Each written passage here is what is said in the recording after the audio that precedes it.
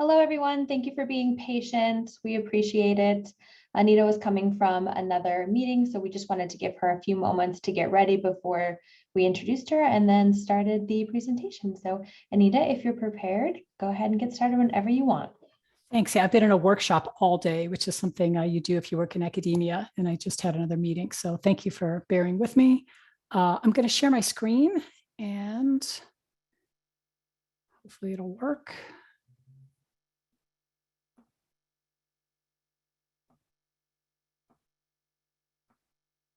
Okay. Can someone confirm that you can see that? I can see it. Okay, good. So that's the official title. So my talk today is going to be a little bit, I guess, all over the map. My career has been a little over the map. I know you're prospective students, so you probably want to hear, interesting things people have done, things you can do. This will be a little all over the place. And if you want to interrupt me or say, I don't understand, why are you telling me this? Feel free or put in the chat or whatever. So I'm at University of Illinois. I have been there about a year. I am in the School of Information Sciences, and I have a dual role. So I'm both a research scientist where I have my own stuff, and I'm going to talk a little bit about what that is. And I have a new role that was created, Director of Research Innovation. And that, we'll talk about that as well. And that's trying to bridge the gap between kind of stuff that people work on and the real world, which is an incredibly hard thing to do. So just a little bit about me. I have a varied background. My undergrad is actually in history. And I started out life as a cryptographer at a 3-letter agency when I was very young. So I floated between kind of researchy and real world stuff. I've worked in information warfare, and I am back to working in the area of disinformation, which is all over the news. At the top is, on the right is the logo for a project that I run right now called Fabric. It's a big test bed. We're trying to build the new internet. I co-run something called the AI Village, which I'll talk about. It's a hacker co-op. We do a lot of citizen science. I volunteered a bunch of different places, which I'll talk about why that's really important regardless of your career. At the bottom in the middle, that's Hack for Kids. So I help run a kids ethical hacking kind of conference in the springtime. And I also co-founded a cryptocurrency exchange, which just got acquired today. And so that's the bottom right.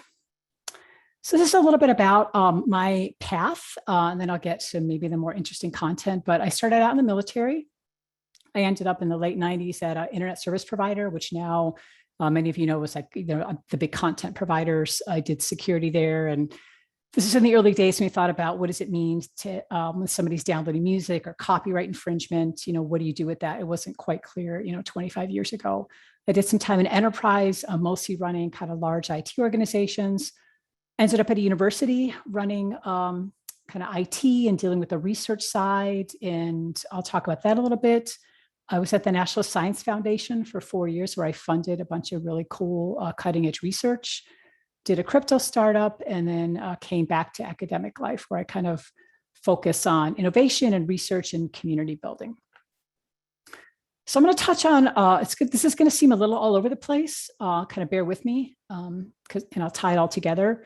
So I work in a few different areas, and I know you're thinking about, if you're getting your MSLIS or your undergrad LIS degree, what can you do with it?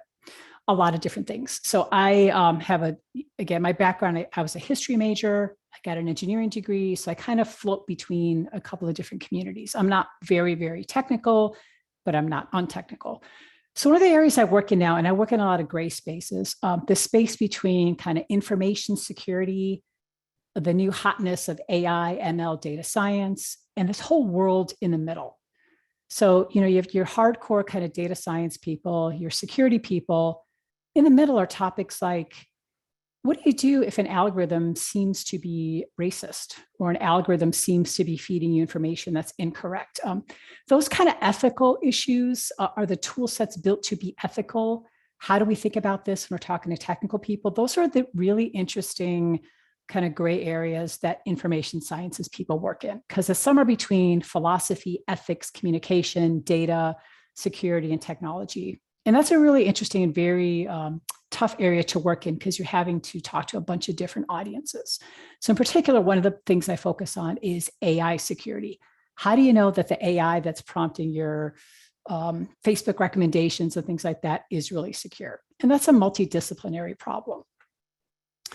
So given that, what are the kinds of things I think about that you might find interesting? Everything from ethics. And in fact, today our workshop that we were hosting was, how do you incorporate ethics into a curriculum for data science, information science? Is that a standalone course? Or is it that as you're doing a data science problem, you have to think about the ethical ramifications? That's not really clear yet. So it's an interesting space to think about. The ethics of data sets, where you're collecting the data from. These are, ethnographic problems and anthropology type problems. And the more technical side, how do we think about, if you're going to evade an AI-based security control, and all that means is like when you have antivirus or your email catches certain things that look to be phishing or scammers. How do we think about how those are designed? Those aren't just designed by technical people. Those are also, there's an intersection with linguistics. What kind of language are they using? I think a lot about how are we auditing artificial intelligence so that it is transparent, that it is explainable to people like you and I. So it's not just like the math must be right. How do we tear apart what's called the threat model? So if someone's going to attack me in the security sense, that's a threat model. How do I really think about the human element to that? And then what are some of the unethical uses of AI, and how do we bring these to the forefront? So if I, as more a humanities or information person, sees that more and more these days in hiring, there are hiring programs, and many of you, if you've either gotten jobs lately or are going to interview, you may be interviewed by an AI hiring algorithm. It's going to look at your face, your gaze, your outfit, your phrases you're using, and it's going to say you're trustworthy. That's not really a scientific judgment. That takes somebody who has a more critical eye. So these are kind of writ large the things I think about that you might find interesting. So just a sense of like maybe the more technical realm of security, because there are a lot of opportunities in information security, cybersecurity, whatever you want to call it. So some of the things we think about are, again, the threat model. And all this is, and you can look up, there's some great books on red teaming. And all this means is you're kind of walking through a system and what would it mean to get into a system. You help rank the threats and you define how would you defend the system. So, one of the easiest ways to get in a corporation is not to hack into their network. It's actually to pretend you're the UPS person or somebody delivering a pizza and get let in the door. That's part of the threat model. We think about that. It's called AI red teaming. And you sit around a table and you think about this. You think about the adversary's motivation. On the technical level, how can you trick the system into misclassifying an input so that if someone's trying to put malware on your computer, how are they going to trick the system so it doesn't look like malware? That's a technical aspect, but also you need to think as a human, how would I really do that? And oftentimes these nation states, they're looking to do reputational damage to companies. So you also have to have a keen eye for kind of political science and geopolitics. So this is, again, because AI is a really hot topic now, kind of where AI and information security, which is what I deal with, where it intersects. So topics like, again, the security of your algorithm. So if I have an algorithm that's deciding how to sentence somebody in the criminal justice system or how to rank something on the internet, you want to make sure that algorithm is secure and that people can't get around it. And they can get around it in lots of different ways by poisoning the data or doing things. So we think when we do red teaming, we think, how would I attack it? And then I step in the shoes of someone who's on the blue team and think, how would I defend it? And that's literally a round, well, now it's a virtual, but it's a round table where you'll sit with people and kind of hash out some of this stuff.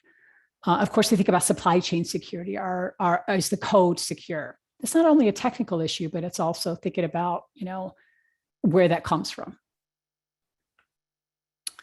So one side note, and I'll kind of just throw some of these in here because I do a lot of things that are not part of my day job, but that relate to my day job. So I'm one of the co-leaders of something called the AI Village. It's a big hacker co-op. There's a big conference called DEF CON. It's on the internet. It's about a 30,000 person conference. It's split into villages. A few years ago, we thought we should focus on kind of the AI aspect of things. So one thing that was popular a couple of years ago, we're still hearing about it. It was on 60 Minutes, I think either this Sunday or last Sunday, was deepfakes. So one of our missions, and I'll get across to you this information science person, I feel like you have a mission to educate the public about use and abuses of things like this. So one of the things that we did to educate people was we, with permission, made a deep fake of the Democratic National Committee chairman. So we deep faked him, CNN covered it, and it looked like he was saying all sorts of crazy stuff, but he really wasn't. And this was to highlight some of the concerns in the 2020 election. We also did this there's a kids hacker village, and we helped the kids to say, if I was to create a disinformation campaign, in this case, it was, we pitted hot dogs versus tacos and which one was better. So part of that outreach is also part of, if you're getting in the information sciences, many people are heavily involved in educating the community on what kind of the nature of information is. And this actually, although it was a side pursuit, I'll show you at the end how this led to some funding we just got to do some official work to build a disinformation game for senior citizens. So I'm going to take another detour. So one of the other things that I look at, and then we look at actually in the information school, is cities are becoming a scientific instrument. So if you look around you and in whatever city you happen to be sitting in, there's sensors all over, not just cameras, but all sorts of sensors. And I'll tell you a very quick story that relates to information here, which is the city of Chicago started doing, they had a big initiative on making all the city data open. And they wanted everything to be data driven. So the first place they started, and they didn't have a lot of money to do this. So a lot of this was and still is actually crowdsourced on hack nights, where data science information people come together once a month and will literally like help the city. So one of the first problems is that there's only so many rat catchers, and these tend to be older kind of city workers, and this is their job. There's not that many. There's a lot of rats in our city. So the city wanted to optimize how do you send the rat catchers to places where there are rats to optimize their time. Seems like an easy problem. The one thing they didn't do, and this is one of my lessons learned I want to leave with you, is they didn't talk to the actual people who were catching the rats. They used the data. That's great, except you have kind of when you can't just use data alone. You need to incorporate the human element. And that's what they didn't do. And they didn't catch any more rats. So I'm going to get to why incorporating the human element into data is equally as important. I don't know if you know what this is. We can read it here. This is an array of things sensor. They're all over Chicago. They are in other cities slowly. These started popping up in neighborhoods to measure the city and to like quantify urban cities. They started popping up all over. Nobody in the communities were told what they were. So you can imagine like people's imaginations went rampant. Are they following me? Are they taking my picture? There's cameras on here. They are in fact not taking people's pictures, but people didn't know what the heck these things were. So this is this array of things. So again, one of my kind of tidbits to leave with you as you're thinking about a career is there's this move towards urban science and quantifying cities. The data is by and large open, but it's opaque to citizens. And what happened with the array of things is people were upset. They were protesting. They were saying the city was doing all the stuff they weren't. The big lesson learned for the people doing this information collection, even though it was open, was you need to socialize this with people. When you have a big R2D2 looking thing that's opaque to citizens and they're not sure what they can do with the data, it's good to collect it. It's bad if you're not being transparent about what you're doing. And that was kind of a lesson learned, I think, for straight up computer scientists, having to understand that it's not just about the equipment and the data. So just to delve a little more into city data, because this is becoming very, very big. Open data is something that's been enabled by a lot of federal efforts to share data collection, science data collection. Of course, when you're public, there's no opt-out. So questions we think about, as an information professional is data really aggregated? What is the data governance over public data? Should you just make it all open? Some cities do. Seattle makes it all open. Some you have to request data and you just have to justify why you want it. It really depends on who runs the sensors and the contract. In many cities, it's private companies like Uber that do it. The lesson learned is there's many opportunities here for frameworks, for interoperability standards, and for governance over the data. And again, just talking about interacting with community and data. another lessons learned from some of these efforts in trying to kind of get to better information is people were putting out flyers for community meetings, but they weren't put at like bus stops. So they were trying to go to underserved areas and talk to people, but the meetings were midday when many people work, and the flyers weren't posted anywhere where people could see them. So if you're going to involve community, which you should, if you're doing this quantified city and really socialize with people, part of the lessons learned were, learning, and you learn this in these degree programs, which is how do you involve community if you're going to be doing information science? That means the community members are helping you write notes and do the agenda and work with you. So what about some other data sources? We talked about city data, AI data, algorithmic data. Just to go a little bit, again, this will be, you'll see this will be relevant in the end, as information professionals, these are the types of data you can deal with. Open source intelligence. So if you've heard this term, this is a data gathering technique where there's a lot of data in publicly available sources, and we use this all the time. Here's some examples like social media, Google Docs, they're little things you can set to get information. So basically, you want to think about the range of types of data, and it's not just instrumentation, it is people in the waiting room. Also open source information. And this is this book down here, this is an I think CIA or FBI agent, one of the two, has this great book on just how do you get information for whatever purpose you need. Another interesting thing that is a good data gathering technique of this, if you're thinking about a career in maybe like information security or cybersecurity, social engineering is a big aspect. So the kind of the strict definition of it is any act that influences a person to take an action that may or may not be in their best interest.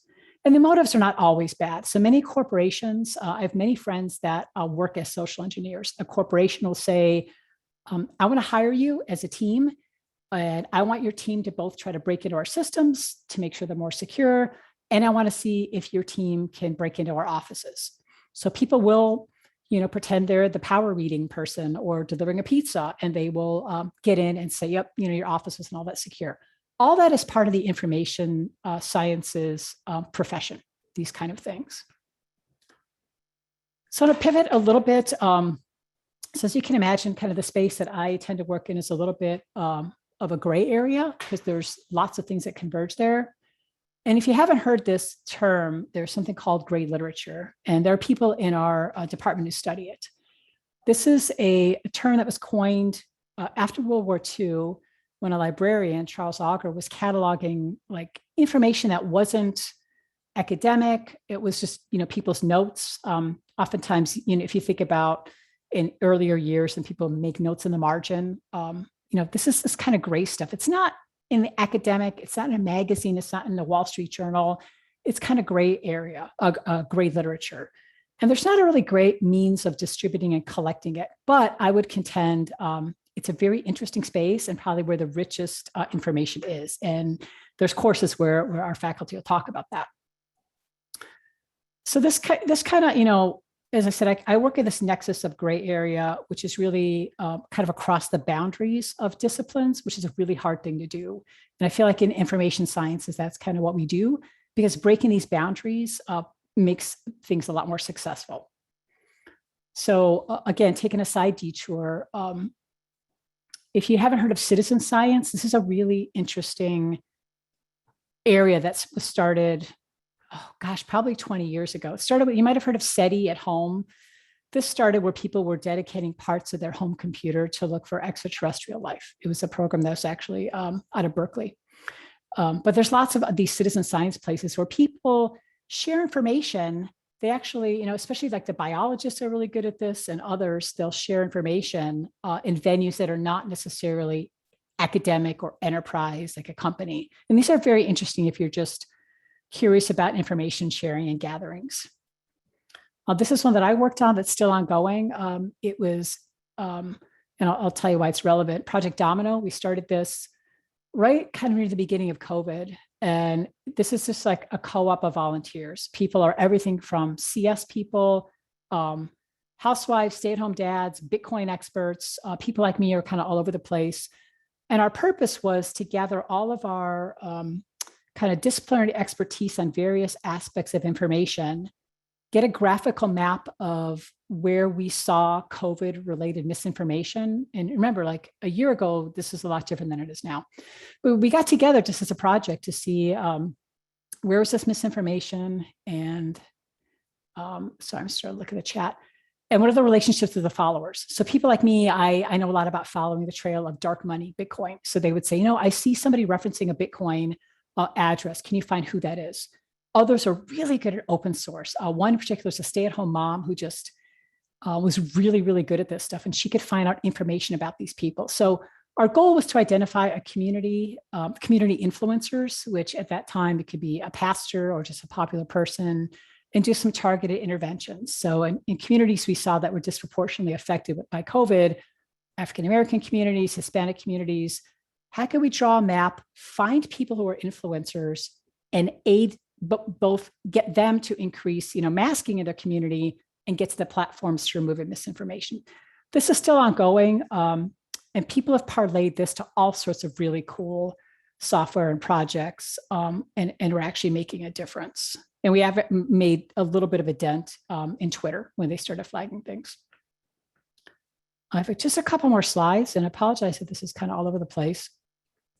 So both that and the Roots Kids Village, kind of building this disinformation awareness, was really good timing, because we just got awarded this NSF project to build, we're calling it a range, but it's a disinformation game and it's targeting two populations, senior citizens, because they're very vulnerable to all sorts of scams, and to high schoolers, because they're just deluged with information. So what's interesting about this project, so the problem is, of course, like current solutions, and one of the areas that we talk about a lot in the iSchool is, media literacy. How do you train your average person, I guess, in the US on media literacy when there's so much crap out there? And the current solutions just, they're not fun and engaging. They're not relevant. You can't measure the impact. And that's part of what we think about in our profession, right? Is how do you measure an impact when you're trying to change, like make their behavior better? The current solutions focus on, is that a true story? Not like, oh, I see a story. What do I do when I see something I'm not quite sure if it's true on Facebook? Do I still like it? What do I do? So we're building this game because it affects every segment of the population, and we can't stop it necessarily, but we as information people are going to try to help people navigate. So the solution is to gamify this, try to build media literacy and influence choices that people make as they're wondering, do they share it? Do they not share it? And also to use it as a platform to collect data for research. So we can then see like how are teenagers engaging with social media? How can we make their habits better? Kind of the point of all this lead up is to say that what we just started doing, not only is it multiple universities, but you could see it is highly interdisciplinary. Hardcore computer scientists, my partner Siwei, who's running this, all he does is figure out how to detect deepfakes. He's a hardcore CS guy. Rachel McGee, who's in the iSchool with me, what she does is participatory design specifically with high schoolers. And how do you include people like that in the design process of consuming information? And then people from humanities and community partners like libraries and high schools. So, kind of wrapping up, what should you do, as you're considering a career? My advice would be to read, you can see the two things on the bottom. So when I was in the military, the advice we got in Intel school was, you've got to read history and politics in the paper, but you've also got to read things like People magazine, because you've got to know, kind of what your average person does in the real world in addition to geopolitics. So I would say, read a wide variety of stuff. Read academic papers, even if you're not going to be in academia. Read conference papers. There's just so many videos on YouTube for anything you're interested in. Even the DEF CON conference I mentioned, tons of videos on social engineering.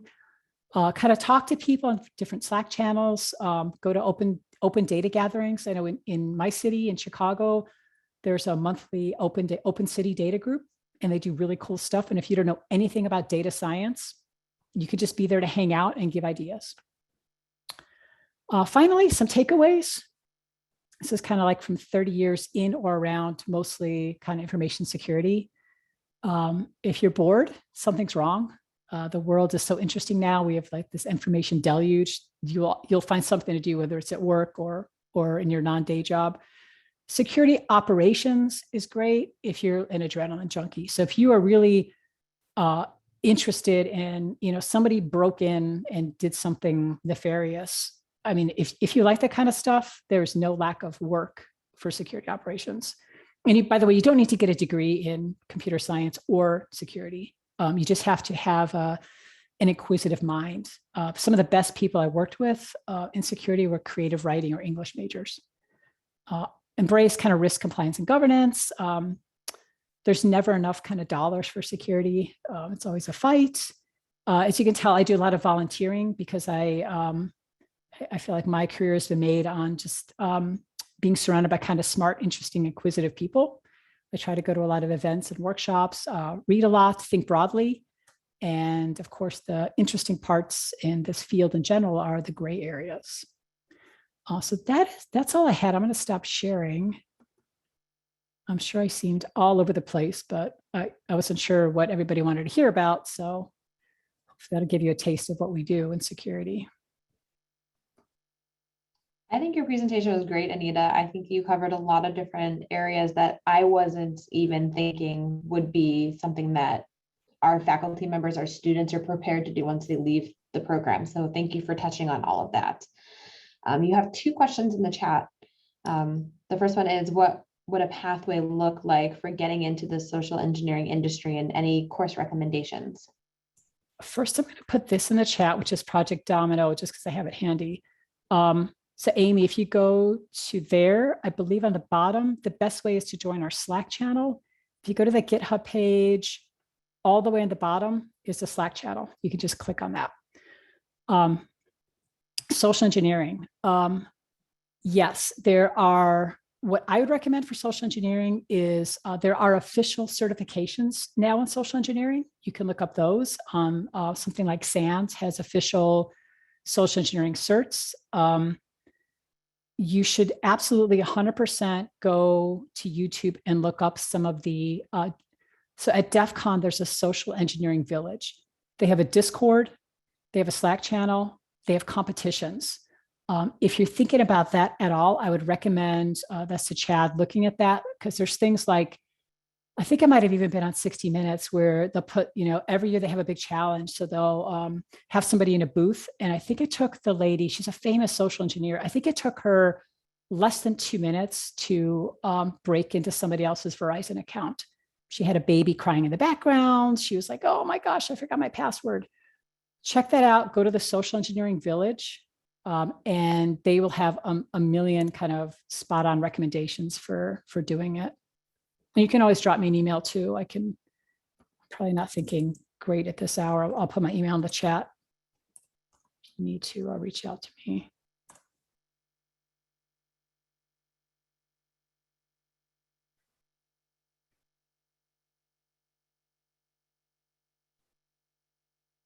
They probably didn't answer any questions about LIS or our program, but we kind of have people involved in a lot of stuff that's not immediately apparent.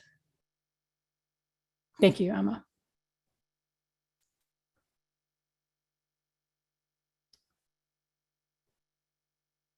Anything else I can answer, or I realize it was a little all over the place. I will emphasize that security.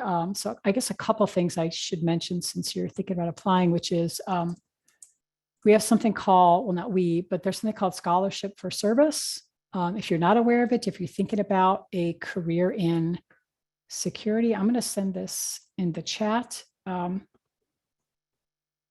many universities, including ours, if you in some way are studying IT or security, or you think about you want to do security, there's a scholarship that you're eligible for, which provides up to 3 years of tuition, undergrad and graduate level. And I've run into many of these folks, and then you get, you're almost certainly guaranteed a job either at a federal or state level. There's job fairs where you could, it's either city, state, federal, or defense contractor. But it's a pretty sweet deal where you're basically guaranteed a position, and if you're qualified, the scholarship. So take a look at that if you're even remotely considering doing security and you're going to U of I.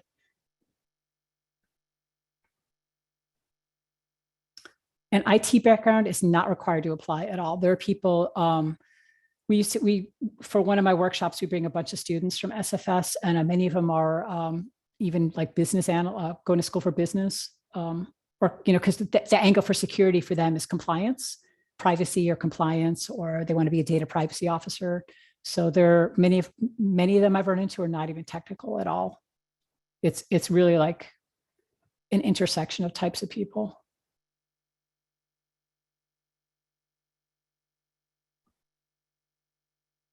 And there's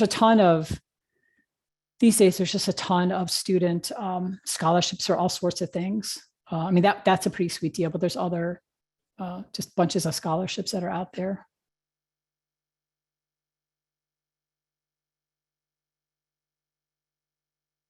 Anything else I can answer? Or let's see, for careers in cybersecurity. I think I would look probably there's a few places. I would look at SANS, not that this is the best place, but it's an organization that kind of is a good entry point to just thinking about what a security career means. Another place is EduCause. I'm going to put that here. These are probably not the best things. There's EduCause security, which is about like higher ed type security. Of course, government, that SFS site is a good place to think about it. I think, I think deciding early on whether you're interested in security or privacy or data is somewhat important. I'd maybe start with those things. I would highly recommend I'm going to post a DEF CON site just because there are so many people there. There's actually a career hacking village where all people do, it's a whole village just set up to give you advice. In several of the villages I'm in, there's a whole track that's just like, I'm new, I don't even know what I can do. Can you help me? So I would maybe like start there and poke around. And there's tons of people who want to help. There's also, I would be remiss if I didn't recommend WESIS. And this is not just for women. It's it's quite a cross section. This was founded though, it's women in cybersecurity, but it's not just for women. It was started as a woman-friendly conference, but it's not specifically for women. And I'm going to put one more in the chat because you probably don't have enough, is Grace Hopper. Grace Hopper is a huge conference every year, and they offer a number of student scholarships, as does WESIS. So many of these big conferences, they really, really want to get students. And oftentimes they'll pay for everything, including your hotel room. So check out those. Those are some good places to kind of start. I have one more if I can find it.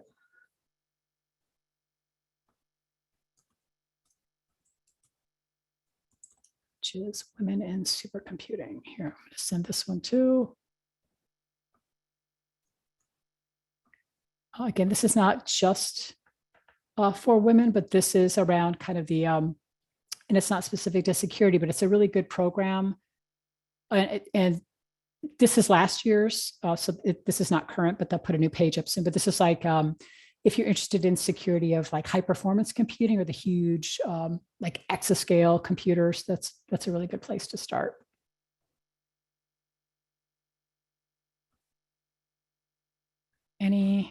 Anything else I can help with or answer? Or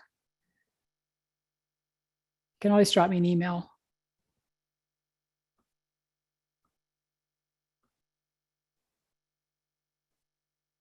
put maybe one more thing here. If you are interested, and I'm going to send one more link. So I don't know what cities people are in, but there are conferences called B-Sides. This one is for Las Vegas, although if I'm sure on the page they have them in many cities around the U.S. B-Sides. So it's basically like a low-key security conference, and many times at these places they have both recruiters and if you're a high school or college student, they have many resources to help you. It's probably not the best page, but you can poke around from there.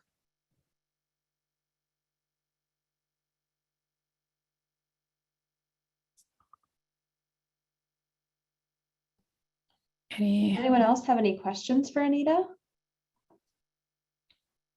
You shared a lot of really great links with us. Thank you so much. Yeah, I hope it's helpful. Again, if people have questions after, shoot me an email. Happy to chat and connect with people. Absolutely. Yes, your email is in the chat. And then I'm also going to share I'm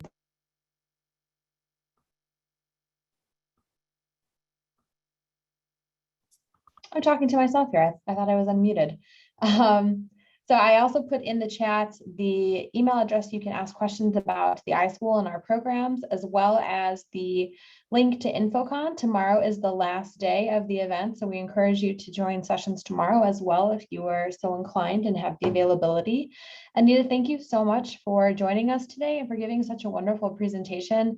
I myself learned a lot, and I'm actually really excited to continue meeting with prospective students and share what I've learned with them. So I appreciate your time, and thank you to everyone who joined us. Hopefully we'll see you at sessions tomorrow.